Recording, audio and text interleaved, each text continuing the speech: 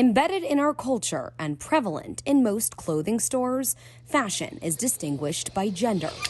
But in this era of focusing on inclusivity, gender-bending fashion is rewriting the rules of who wears what. So I do the treatment, so each one is individually like its own. So you'll never get the same t-shirt pattern as someone else. Stuzo Clothing, based in Los Angeles, is one example of gender-neutral clothing that doesn't define the person wearing them. Rather, the roles are reversed. I wanted it to reflect that freedom of whether you do identify with any of the genders out there or none, you're free to be whoever. Stoney Michelli Love, the CEO and founder of Stuzo, explains when she started, this concept barely existed. I would have a lot of people like checking in on me, my mother, my ex-boyfriend, all people asking me if I'm still gay, and I'd be like, yep, still gay.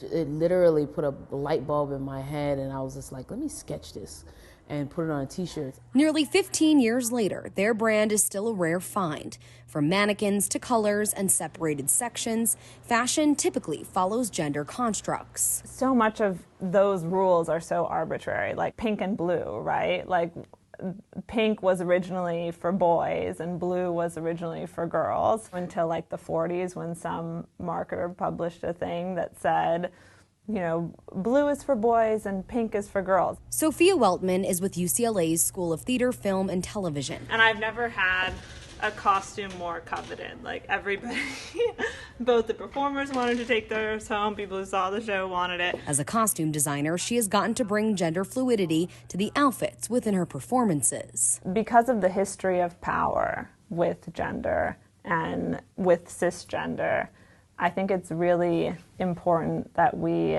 embrace an aesthetic fluidity that helps people feel like they can be what they want to be. In recent years, these concepts have started to show up on fashion's most prominent runways. While conversations are happening in all parts of the industry, the shift has not translated to most mainstream brands. The fashion industry is it's weird because it's one of the most innovative industries in the world, but it's also one of the most archaic. Industry of All Nations develops quality staple clothing in collaboration with local communities around the world. They believe less is more, which is one reason their items are gender fluid. If we're creating something without need, that's waste. And we don't want to create waste. It's really not thinking, oh, I need to make this dress for a 27-year-old architect named Anna, or I need to make this pair of pants for a 42-year-old lawyer named Ben. It's really about the process and why the clothes are made, and then at the end of the day, it's clothing for the people, not for a person. From the classroom to the clothing rack, these experts say times are changing.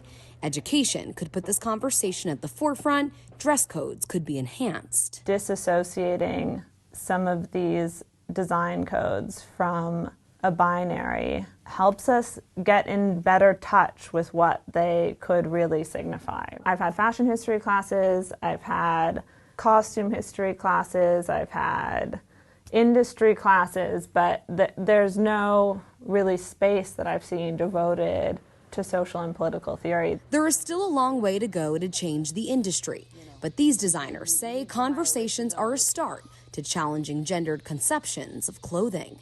Jesse Cohen, Scripps News, Los Angeles.